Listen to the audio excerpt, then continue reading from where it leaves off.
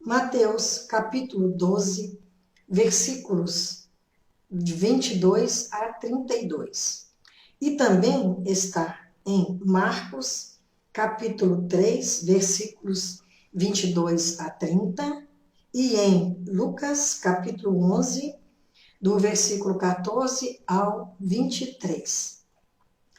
Esse texto está um pouco diferente da descrição de Lucas, mas é uma diferença muito pequena, porque Lucas cita que esse endemoniado, ele era mudo, mas não fala que ele era cego. Mateus já dá esse detalhe a mais, porque ele esteve presente no momento desta cura. Então, ele pôde acrescentar este detalhe que não tem na narração de Lucas, mas o restante é exatamente igual, porque a inerrância da Bíblia é comprovada, não há nada contraditório. Às vezes, um detalhe que algum evangelista colocou a mais, o outro omitiu, mas nada que signifique muito. Esse caso da cura do endemoniado, mudo e cego, é muito interessante porque a gente sabe que naquele tempo, hoje ainda existe preconceito contra as pessoas que têm algum problema mental ou físico. Mesmo que a sociedade negue, nós sabemos que muitas vezes essas pessoas são preteridas para emprego e em outras situações. Mas no tempo de Jesus era muito pior, porque eles faziam uma associação entre uma deficiência física ou mental a um pecado cometido pela pessoa ou por algum de seus antepassados. Então, isso aí prejudicava muito aquele ser humano de evoluir, de ter um espaço na sociedade. Vamos à leitura. A cura de um demoniado cego e mudo. E também esse texto tem uma particularidade, porque além de falar do milagre, ele vai explicar sobre os fariseus, sobre a blasfêmia deles contra Jesus. Então lhe trouxeram um endemoniado, cego e mudo. E ele o curou e passou a falar e a ver.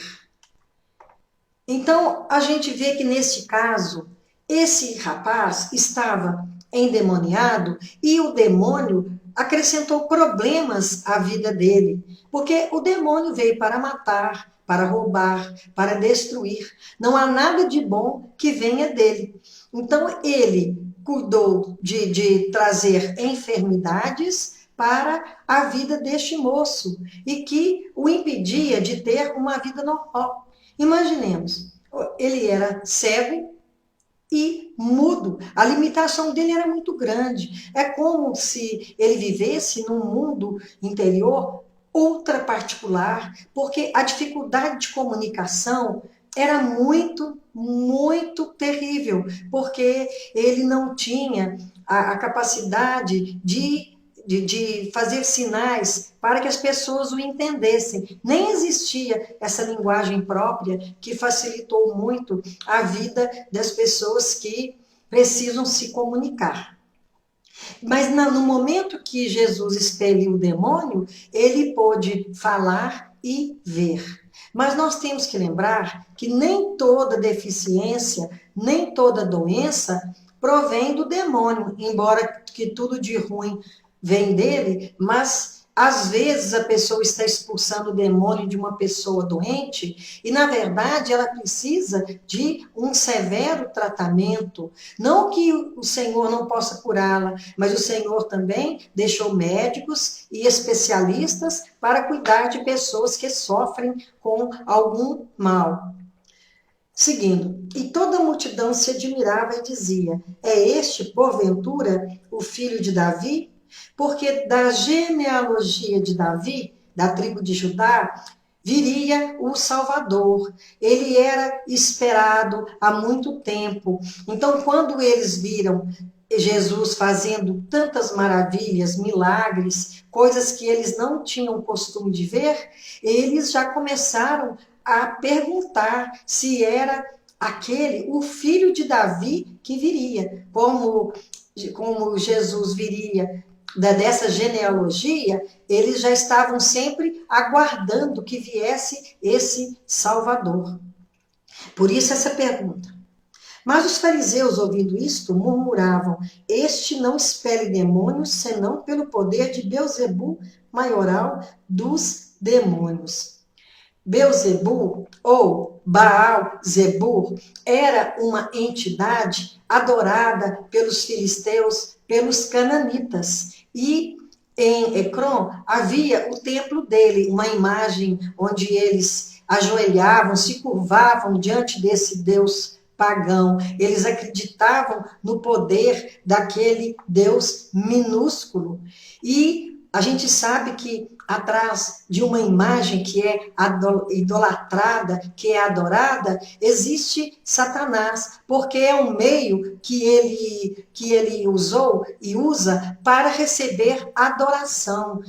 De outra forma, é muito difícil ele receber, porque a maioria das pessoas servem a Deus, conhecem a Deus e não se curvam para demônios, a não ser que sejam os adoradores convictos de Satanás, os quais já não buscam mais por salvação. Embora o Senhor, ele não deixa de salvar aqueles que procuram com o coração voltado para conseguir esse tipo de cura, porque o endemoniado, ele é considerado doente porque faz muitas coisas fora do normal. E por isso que as pessoas muitas vezes confundem quando há um problema de ordem espiritual ou quando é um problema físico.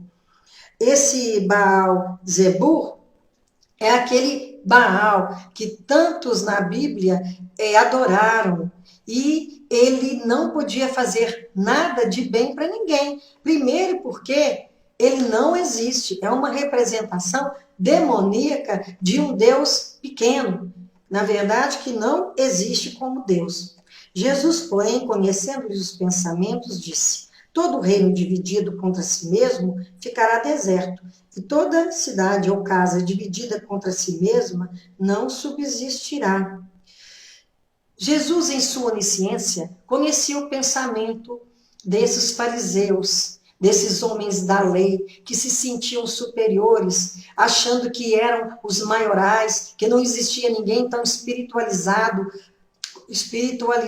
quanto eles, porque eles conheciam a Torá, conheciam a lei de uma ponta a outra, conhecia tudo sobre a Bíblia na época. Então eles se sentiam melhores e eles não reconheceram Jesus por causa de seu orgulho, de sua vaidade. Jesus não correspondia à expectativa deles, então eles queriam ignorar esses poderes e também não queriam reconhecer que vinha do trono de Deus o poder com o qual ele fazia milagres, expelia demônios e fazia tantas maravilhas entre o povo. Então Jesus fala o seguinte: como que Satanás, ele pode expulsar a Satanás? Seria uma atitude muito tola, muito primária, porque se o reino está dividido, ele simplesmente acaba, ele simplesmente é aniquilado, porque na cabeça deles, o maioral dos demônios, por quem Jesus expulsava os demônios, era como se o maior estivesse expulsando uma casta inferior, uma casta menor, com menos poderes. Mas mesmo assim, é uma maneira muito boba de encarar essa situação, porque Satanás, ele não ficaria contra os seus, muito menos expeliria os seus, mas era uma forma de eles denegrirem, de eles relegarem ao último plano o que Jesus fazia, porque o povo estava cada vez mais encantado. Pessoas levavam vários endemoniados, pessoas com problemas físicos e mentais, para que o Senhor curasse. E muitas maravilhas aconteciam, e eles presenciavam e viam que em Israel não acontecia tantas coisas, tantas maravilhas como as que passaram a acontecer.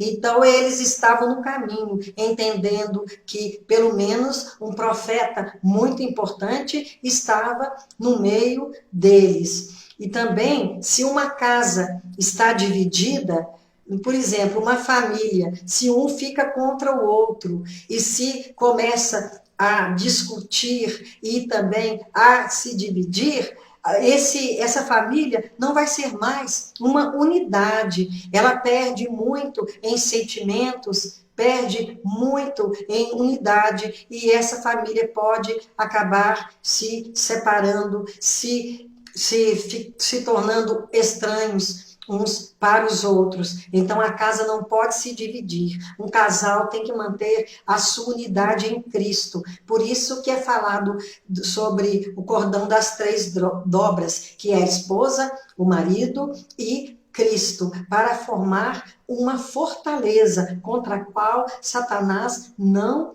tem poder. E também entre os filhos, entre os irmãos, tem que haver uma amizade, tem que haver um entendimento para que essa família não empobreça afetivamente.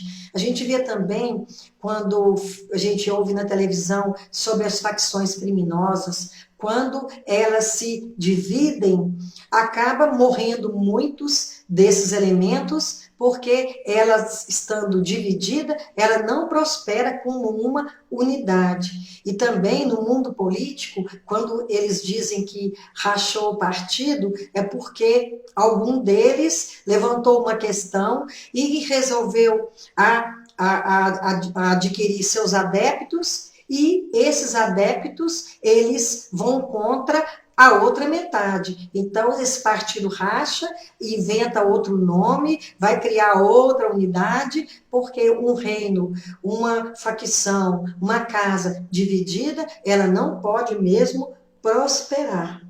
E Jesus prossegue: e se eu expulso demônios por Beelzebul, por que os expulsam vossos filhos? Por isso eles mesmos serão os vossos juízes. Os filhos que eles falam aqui seriam aqueles seguidores dos fariseus, dos escribas, que tentavam expulsar demônios. Eles sentiam que tinham essa condição e tentavam expulsar. Então, Jesus coloca-os numa situação de muito atrapalhada, porque se eles reconhecessem que esses seguidores, que esses filhos faziam eles expeliam demônios através do trono de Deus, do poder de Deus, então eles teriam que reconhecer que Jesus também recebia esse poder. Aí eles se tornariam juízes deles mesmos, dos próprios fariseus. É uma situação de encabular, mas eles prosseguiam dizendo que as obras que Jesus praticava não era do poder de Deus, e sim do maligno, como se o maligno pudesse realizar coisas boas. Na verdade, não é assim. Se, porém, eu expulso demônios pelo Espírito de Deus, certamente é chegado o reino de Deus sobre vós. Essa é outra questão. Para eles reconhecerem que Jesus praticava todos aqueles milagres, expelia demônios pelo trono de Deus, eles teriam que reconhecer que o reino de Deus já era presente. E eles, com a dureza de coração, com a dura cerviz que eles tinham, eles jamais iriam reconhecer que o reino de Deus já era uma realidade entre eles aqui na terra. Então, eles se mantinham com essa opinião de que Jesus não provinha de Deus. Ele não era o enviado do Senhor, porque para eles era mais fácil manter do que aceitar. Eles jamais aceitariam, porque toda blasfêmia é perdoada por Deus, mas tem blasfêmia que não é perdoada nem neste mundo, nem no outro. Continuando a leitura. Ou como pode alguém entrar na casa do valente e roubar-lhe os bens sem primeiro amarrá-lo? E então lhe saqueará a casa.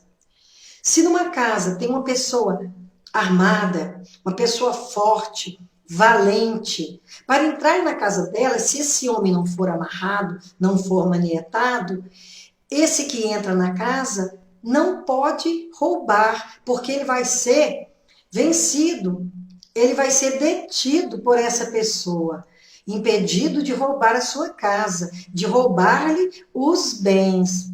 Neste caso, quem é o valente é Satanás. Satanás é aquele valente que mantém várias pessoas, vários seres em seu poder, mas precisa de um mais forte que chega, amarra o tinhoso. No caso, Jesus já amarrou há muitos anos, ele já está amarrado há muitos anos. Acho até que foi daqui que surgiu aquela expressão "está amarrado", mas há muito tempo que ele já está amarrado. Mas ele continua fazendo as suas proezas, porque ele sabe que o final dele está próximo e que ele tem que fazer tudo rapidamente, porque o fim dele já está se avistando, de acordo com a palavra de Deus. Então, para saquear, para tomar esses seres da mão de Satanás, para que eles se convertam, o Senhor amarrou Satanás, para que ele não possa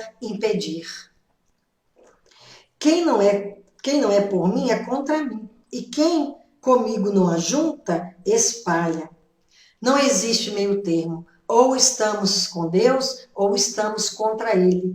Quem não é a favor dele é contra Ele. Não existe meio termo. Não existe estar em cima do muro. Porque quem fica em cima do muro, ele já está servindo a Satanás. Porque a pessoa que está com Deus, ela sabe a quem ela serve, ela sabe em quem tem crido. Não existe confusão, porque Deus não é Deus de confusão.